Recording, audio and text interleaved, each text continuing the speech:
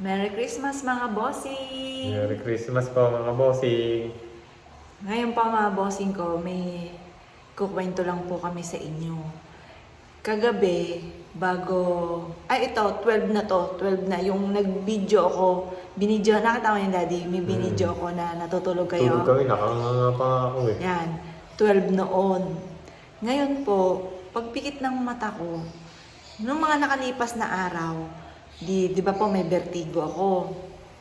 Ngayon, lagi akong nakakarinig or kahit yung wala pa akong vertigo, basta yung mga paggabi na, parang may narinig ako laging parang may gumagalaw, parang may kumikilos. Kumakaluskos dun sa una na. Oo, kumakaluskos. Basta doon lang sa tabi namin. Parang may naglalakad. Parang may naglalakad. Parang may tao. Bantalang pag tinignan ko sila, tulog na sila. Tapos, nung may vertigo nga po ko, laging hindi lang ako makalingon kasi nga po nahihilo ako. Alam ko na parang may tao sa taas, yung parang pag tumingala ako Sa may ulunan. sa ulunan ko, yung ganon. Tapos, kagabi, deep Christmas nga po. Ngayon, nung saktong 12, pagkatapos kong mag-post, kasi parang di ako makatulog. Di ako makatulog kagabi, tapos naintay ko hanggang 12. Tapos, biglang pagpikit ng mata ko, napanaginipan ko, si Jovelyn, akala ko nga po, totoo. Kasi sa panaginip ko, parang totoo yun sa panaginip ko. Nasa ulunan ko siya. Tapos sabi ko, anak. Tapos sabi niya, mami. Sabi, nandito ko lagi. Sabi niya sa akin. Kaya parang naging masaya ako kasi ngayong Christmas, nalaman ko na nandyan lang yung anak ko. Sabi niya, mami, nandito lang ako lagi. Hindi niyo lang ako nakikita, pero nandito lang ako. Tapos umiyak nga po siya. Sabi ko, anak, huwag kang umiyak. At least, magkakasama tayo, nandito ka lang. Yun ang sabi ko sa kanya. Tapos, punta kami sa kwarto. Kung saan siya natutulog. Kasi dito sa kabilang kwarto, yung kwarto nga po niya, yung may kwarto siya na pinapakita ko sa inyo. Hindi na, kumbaga, kailan lang naman yun na lagi siyang natambay. Ang pinaka talaga, doon sa taas namin. Kasi doon siya lumaki. Oo, doon siya lumaki. Doon siya natutulog, doon siya nananalamin. Doon sama-sama po kami na pinakita ko rin sa video na tabi-tabi kami natutulog. Tapos punta kami doon sa kwarto. Tapos sabi ko, anak, kamusta ka naman? Nagkamustahan po kami. Sabi niya, mami, nandito lang ako. Hindi naman ako naalis. Nakikita ko lagi kayo. Tapos parang nalungkot siya. Sabi ko, huwag kang malungkot. Maigi nga yun. Parang gifted ka kasi nakikita mo kami. Sabi ko, magkakasama pa rin tayo. Ayun, naging masaya po ako kasi nagpakita siya sa akin sa panaginip at saktong Christmas. Yun nga po, saktong 12 kagabi nung pagkatapos kong mag-post, pagpikit ko. Ayun, doon naging masaya ako kasi kawikaan ko, wala nga po yung katawan lupa niya, pero yung spirit niya, nandito lang po pala. Kaya parang natuwa naman ako kasi alam ko na nandito lang po siya. Kasi dati-rate, pag kami nagsasabi sa akin ganun, kawikaan ko, paano nila nalaman yun kumbaga, hindi pa naman sila namamatay. Kumbaga, hindi nila alam yun na nandito lang yung spirit, yung ganun. Parang hindi ako naniniwala. Kasi kawikaan ko, paano mo nalaman na naandyan yung spirit? Hindi ka pa naman namamatay, hindi mo naman alam yun. Pero kagabi, napatunayan ko kasi si Jolene mismo yung nakausap ko. Nasabi po niya, nakikita niya kami, nandito lang daw po siya, hindi siya naalis. Kaya sobrang, doon na ako naniwala na nandiyan lang pala yung anak ko. Hindi po siya naalis. Kaya pala tuwing gabi, lalo na pag tahimik na, may naririnig ako na parang may gumagalaw, parang may tao. Ganon, kawikan ko, tulog na naman sila, tinitignan ko yung mag-ama ko, tulog na naman. Yung pala si Jovelyn po yun.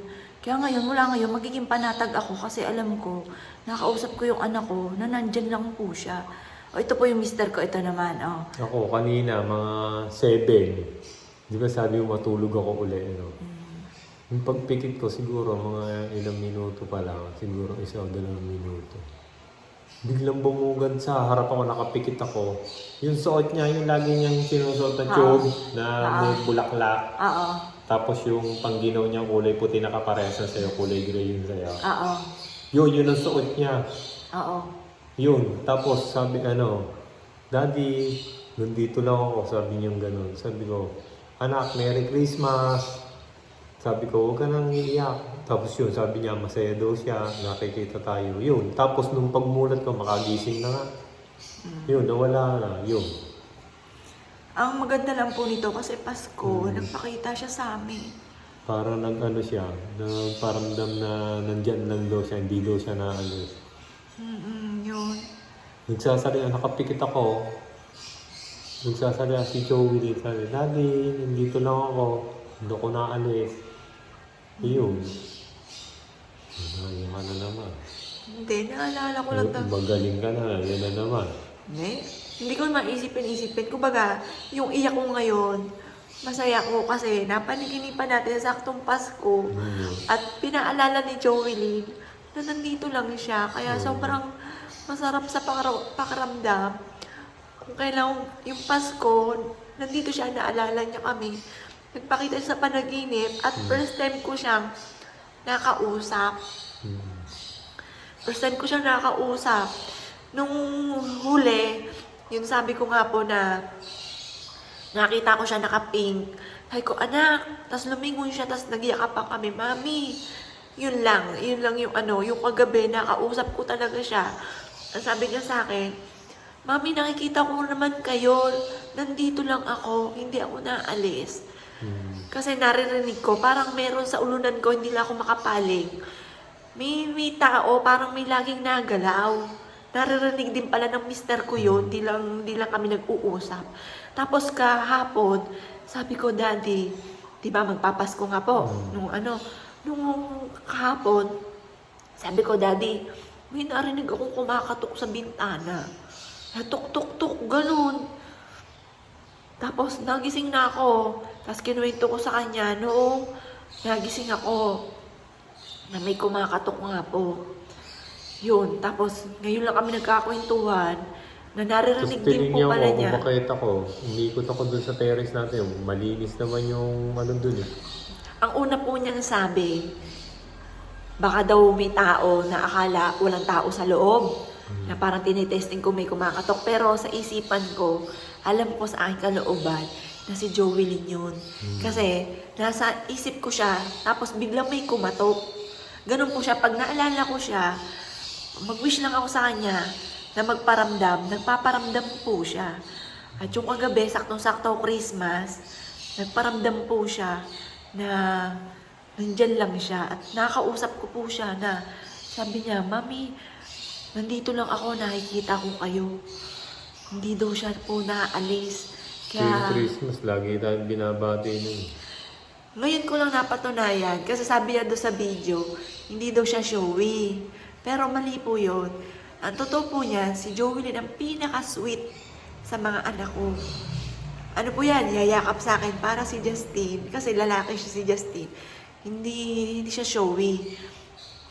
Yayakap sa akin si Joey Lin, tapos mag-holding hands kami, para si Justin mainggit, tapos akala sa akin, yayakap si Justin. Pero si Joey Lin ang pinaka-sweet kong anak. Yan, di ba, Daddy? Kasi Lagi bata pa naman nakabati. si Justin. Lagi nakabati yun, lalo pag may okasyon na ganyan. Lagi pang may gift yun.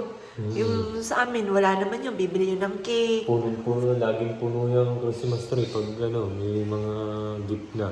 Binabalot niya, Tapos ito po yung Christmas tree na binuo nila dun sa kabila. Dito na namin nilipat.